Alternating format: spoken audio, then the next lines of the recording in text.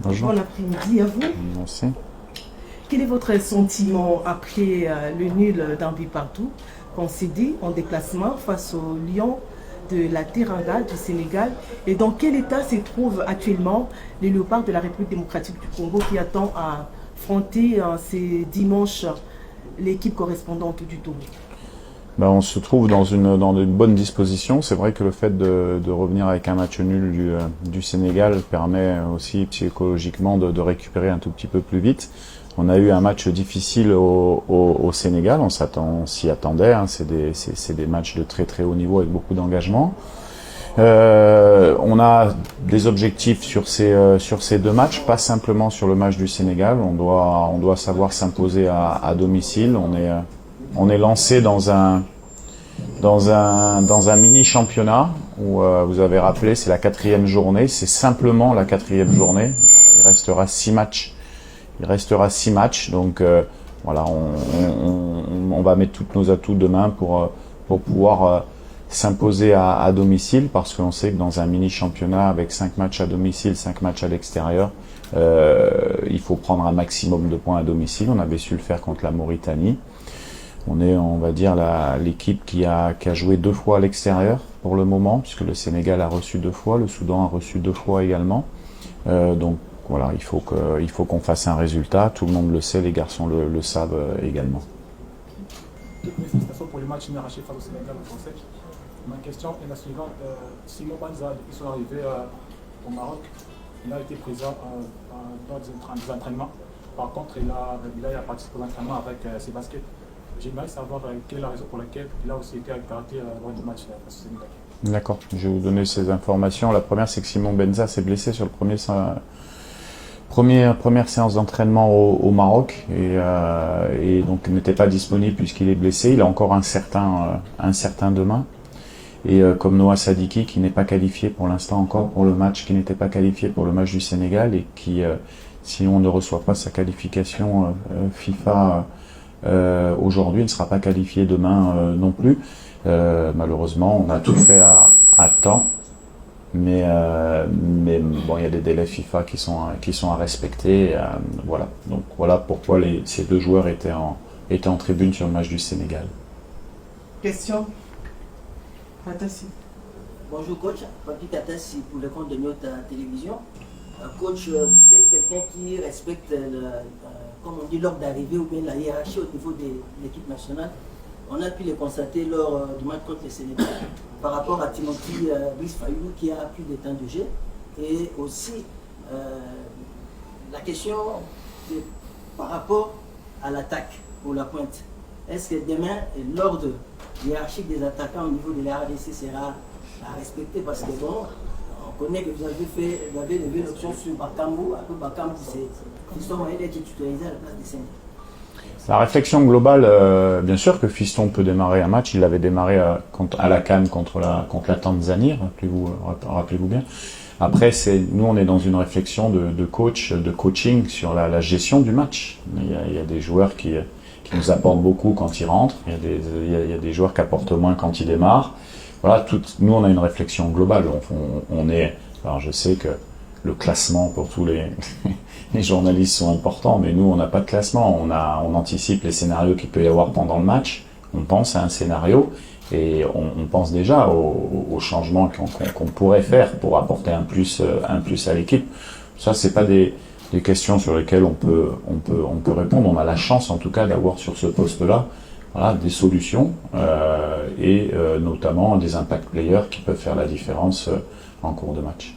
On a vu qu'à la CAN, la RDC était une équipe qui ne se faisait pas marcher dessus par ses adversaires, notamment avec un beau jeu, j'allais dire. Au Sénégal, c'était un peu plus difficile. Alors, dans ces championnats, comme vous l'avez dit, on a 10 journées à discuter. Est-ce que le jeu, la manière importe pour vous ou voilà, vous visez juste avoir des résultats? Je pense que sur le long terme, si on n'a pas de stratégie pour essayer de bien jouer au football, c'est pas possible d'avoir des résultats sur le long terme. On peut faire un one shot de temps en temps, parce que on a un jeu direct, on est costaud et donc non, nous en tout cas, je pense que on a ces 2 profils là. On a le profil pour pouvoir avoir le ballon et essayer de mettre en difficulté l'équipe adverse quand c'est possible. Au Sénégal, c'était malheureusement, on voulait bien jouer au foot, mais on est tombé contre un adversaire qui était assez redoutable sur les pressings. Et puis ça sera le cas demain également avec l'organisation du Togo, qui est plutôt un jeu direct avec deux attaquants. Donc on doit être capable, nous de notre équipe en tout cas, de s'adapter au scénario du match. Demain on le saura pas, on connaît nos forces, on sait ce qu'on veut faire. On sait que ça, quand on est bien connecté et qu'on est qu'on est dans la bonne marche, on a des joueurs qui sont capables de faire la différence. Et on est capable de résister également à un gros combat physique. On l'a montré contre le Maroc, on l'a montré contre l'Égypte, on l'a montré au Sénégal également. Donc non, je pense qu'il faut toujours avoir une ligne directrice qui est d'avoir des idées de jeu qui sont claires pour jouer au foot, mais il faut aussi être capable dans certains temps du match de répondre aux défis physiques qu'on nous impose. Et dans ce domaine-là, en termes de rapport force-puissance, je l'avais déjà dit il y a un an à peu près, si vous vous rappelez bien, on devait monter dans de ce cran-là. C'est pour ça que des joueurs comme Touazembe qui sont dans ce rapport, de SND, d'autres qui sont venus nous densifier notre masse athlétique également pour pouvoir justement résister à certains défis physiques quand le jeu se serre un petit peu et où il y a un peu moins d'espace pour jouer. C'était le cas du Sénégal. Le Sénégal, c'est exactement ça comme équipe. C'est une équipe qui vous impose un combat physique, qui a la récupération, qui a une puissance offensive qui explose. Et tous leurs buts sont marqués sur 2-3 passes, pas plus. Ça a été le cas contre nous, où on perd un ballon sur le côté, Koulibaly Jackson, et Jackson qui centre en 2 passes. Donc il faut être capable de répondre à ça. Et je pense qu'aujourd'hui, on commence à avoir un profil qui est capable de s'adapter à pratiquement tous les systèmes de jeu et également tous les scénarios de match. Question. Merci beaucoup. Bonjour coach. Bonjour. Petit tambour pour le compte des Six Télévisions. Coach, au départ, au moment du tirage au sort, sur papier, vous voyez que le Sénégal partait favori dans ce groupe. Derrière, logiquement, c'était la RDC. Aujourd'hui, après 3 journées, et au sortir de votre match héroïque à Dakar, on peut dire que quelque chose a changé sur le plan mental par rapport à la suite de la compétition de cette campagne. Non, mais je pense que, comme le Sénégal l'a dit, comme il l'a dit, c'est 10 matchs aujourd'hui en Afrique.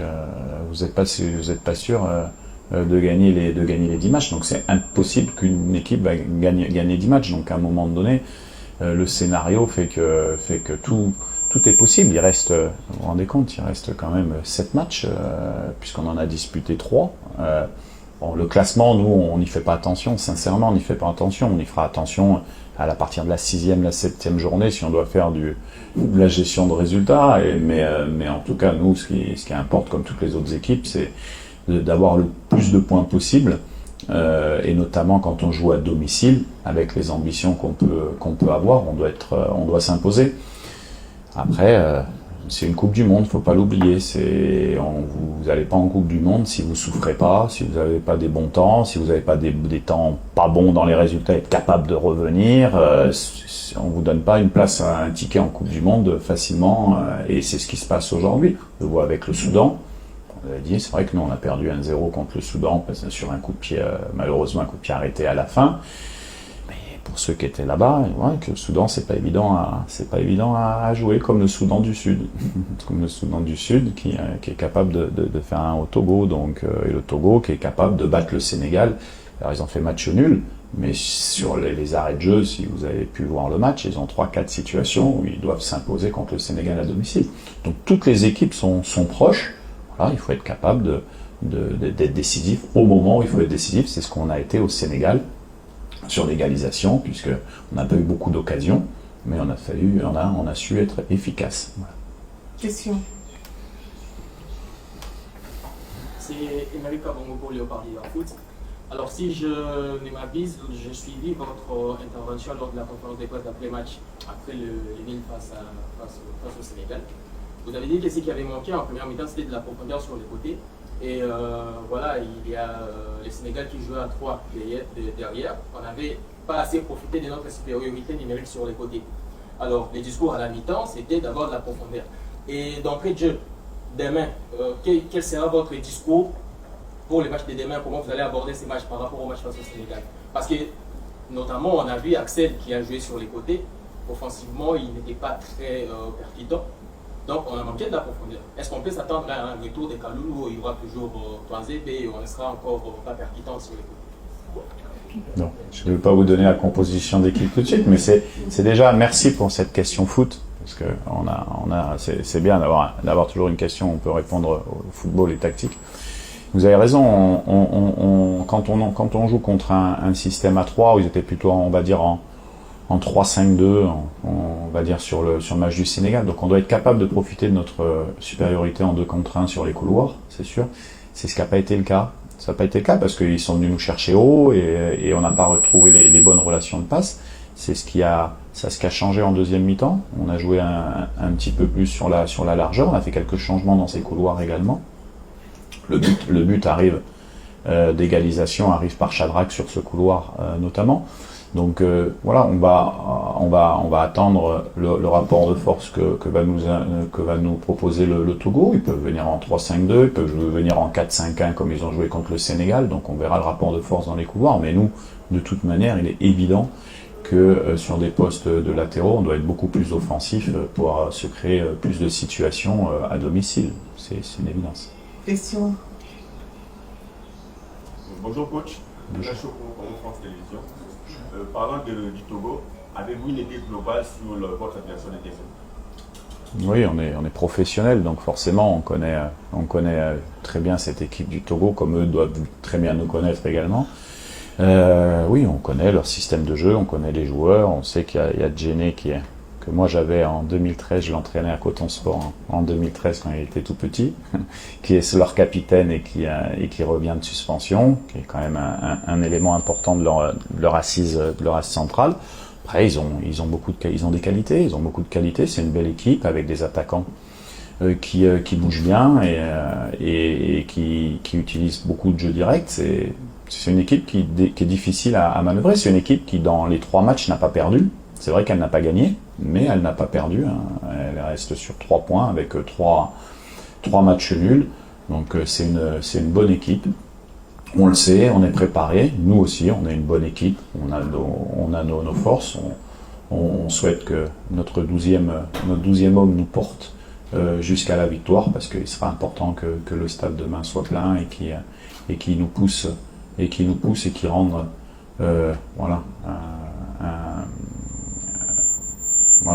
les joueurs méritent, avec la CAN, de ce qu'ils ont fait, comment ils se battent, comment ils se donnent pour le maillot. Voilà, mes joueurs méritent d'être soutenus par le public demain, et ça sera un atout important contre le Togo d'avoir le 12e homme qui nous pousse vers la victoire. Question.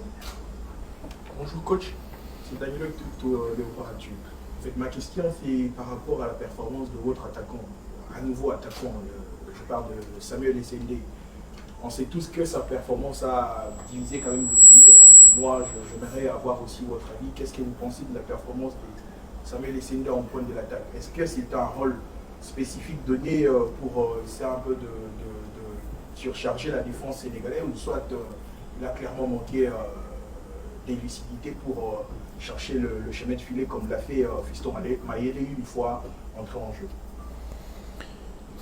La question, c'est pareil, c'est une question de journaliste. C'est-à-dire que c'est bien, c'est normal. Il y a pas de, moi je serais pas faire un article sincèrement de journal. Hein, donc, c'est dans sa globalité. Est-ce que vous pensez pas que si Fiston Mayele a marqué, c'est parce qu'il y a eu un travail avant d'abattage d'un attaquant? Est-ce que donc c'est un tout. On peut pas avoir une réflexion comme ça. Moi j'ai trouvé que Samuel a fait un très bon match. Très très bon match. Il était seul avec les 3, dont un des meilleurs défenseurs du monde, qui est Koulibaly. Et on a réussi à garder les ballons, on a réussi à remonter le bloc haut. La gestion de ses efforts a été parfaite. Ce qu'on lui a demandé sur les phases de pressing ont été très bien faits. Un attaquant, ça se juge pas sur la première sélection, ça se juge pas en un match. même Axel, même certains qui ont 2 ou 3 sélections, ça se juge pas là, ça se jugera dans 10 ou dans 12 sélections. En tout cas, moi j'ai trouvé qu'il avait fait un très bon match. Et quand vous regardez le but, dans la séquence de passes, vous avez Edo Kayembe qui récupère le ballon, Joris qui donne à Shadrack qui donne à Fiston, et Fiston qui marque. Ça fait les 4 remplaçants qui ont été dans la séquence de passes qui nous ont amené le but. Ça, ce sont des choses sur lesquelles on pense avant le match aussi. Ça réussit pas, ça c'est les garçons qui font la différence. Mais pour répondre clairement à votre question, c'est encore un choix tactique. Mais il faudrait passer des heures à vous l'expliquer. Est-ce que vous avez vu que Jackson et que Diallo, on avait fait le choix de jouer en 1 contre 1 contre eux, les 2 attaquants. Donc Chancel a été toujours en 1 contre 1, Baka était toujours en 1 contre 1. Et ce sont les meilleurs défenseurs dans le 1 contre 1. Donc ça, c'est un choix tactique, par exemple. Voilà. Après, il y a des choix qui s'opèrent. Arthur, par exemple, nous apporte beaucoup sur coup de pied arrêté. Je pense que le première tête de Chancel au 2e poteau, ça aurait pu être aussi un but. Bon, il y a différentes choses. En tout cas, les gars, la chance qu'on a, nous, c'est qu'on a de la qualité sur 23, aujourd'hui 25 joueurs, parce qu'on en a 25, et des états d'esprit qui sont exceptionnels. C'est-à-dire que le joueur qui joue, il joue. Le joueur qui joue pas, il joue pas. Les joueurs qui jouent 5 minutes, ils donnent 100%. Il y a personne qui est une star. Tout le monde se met à la disposition du maillot pour se battre pour la RDC. Et donc demain, ça sera le cas. Demain, forcément, on joue 2 jours après le Sénégal avec un voyage de nuit. Peut-être qu'on régénérera quelques postes, ou peut-être pas, mais peut-être. Voilà, avant-dernière question. Merci beaucoup. Bonjour coach. Bonjour. C'est Farid Zela pour le compte de la radio de la femme et le Paranostad. Coach, vous êtes revenu par rapport à la force du Sénégal qui était capable de marquer après 3 passes, mais quand même l'RDC a pris un but après 3 passes sénégalaises. Mais est-ce que vous avez eu à étudier cette force togolaise qui, avec Marouf Tchakei, un ancien Blaise Veklet qui connaît aussi les stades de partir, qui est capable de marquer sur coup de pied arrêté? Oui, Tchakei, on connaît bien le Togo, on connaît bien qu'il fait des touches longues, on connaît tous les joueurs de toute manière.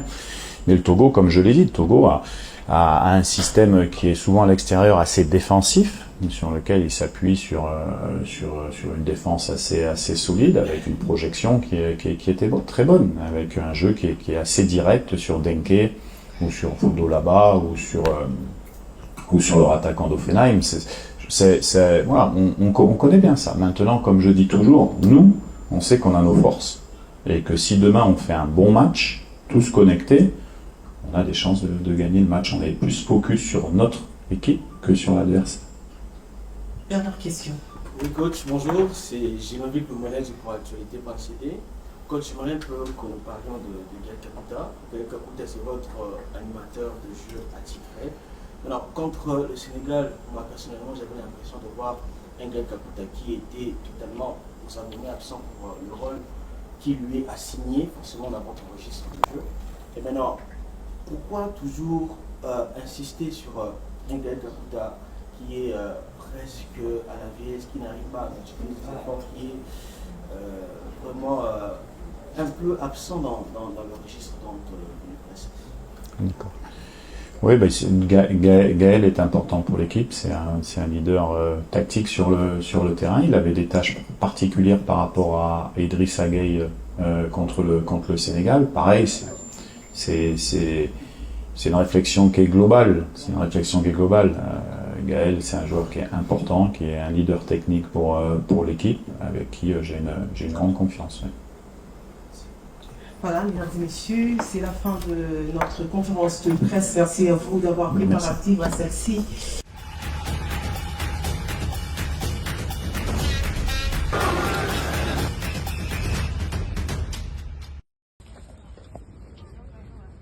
RDC Mobimba, Touza Simanabino, les Léopards. Fekodi, Londres, ils ont mobilisé.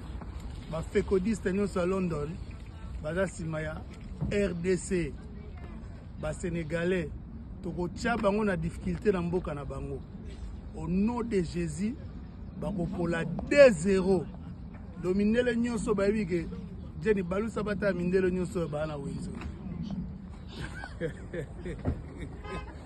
Mindelo nyonso bayebi ke lelo RDC toko gagner Sénégal na mboka na bango. Balinga te. Kombo na Yesu Christ. Bango baza bata ba marabutu. Bakopunda lelo na le feu dévora. Yesu aganyaka kaka. Na sepeli merci na RDC Mobimba. Fekodi baza lemba baza matete baza ya Kimanseke ya Limete ya Chango Mobimba Itambo Mobimba. C'est bon